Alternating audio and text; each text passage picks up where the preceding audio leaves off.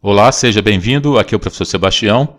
O exercício número 1 é o seguinte: qual é a diferença entre grandezas escalares e grandezas vetoriais? As grandezas escalares são definidas por um valor numérico e pela sua unidade de medida. Por exemplo, temperatura é uma grandeza escalar, porque eu preciso apenas definir o valor numérico e sua unidade de medida. No caso aqui, a temperatura 22 graus Celsius. As grandezas vetoriais são identificadas pelo seu módulo e sua unidade de medida, além de direção e sentido. Um exemplo de grandeza vetorial é o deslocamento. Então, eu coloquei aqui como exemplo o deslocamento de um barco atravessando o rio. Então, nesse caso, eu preciso definir seu módulo, direção que o barco está atravessando o rio e sentido.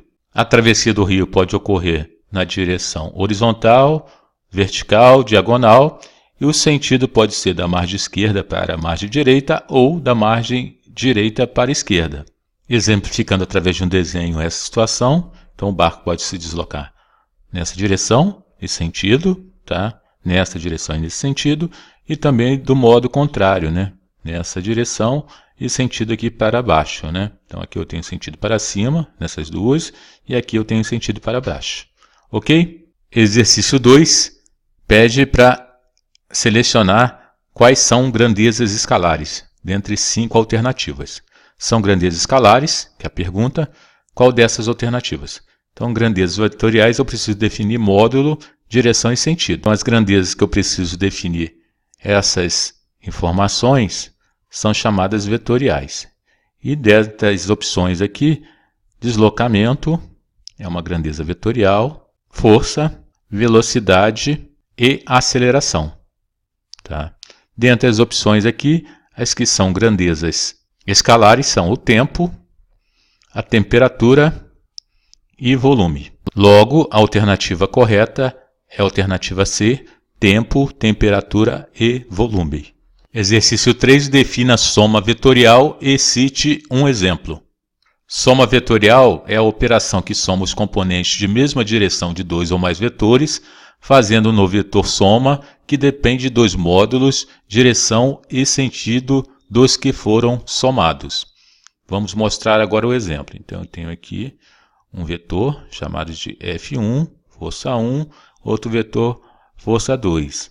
Eles têm a mesma direção e o mesmo sentido. Então, a resultante será aqui marcada em vermelho esse segmento. Tá?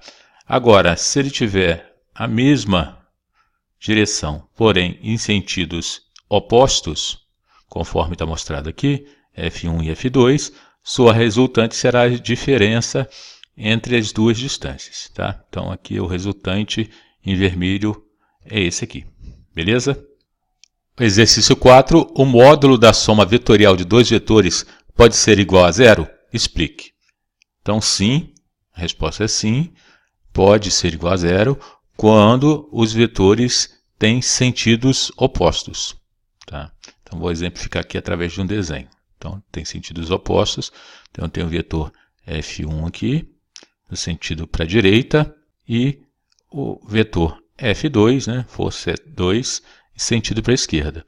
Então, a resultante desses dois vetores será igual a zero, porque os dois têm o mesmo módulo, direção igual, porém sentidos opostos. Então, a resultante aqui será igual a zero. Beleza? Então, um abraço, até a próxima, tchau.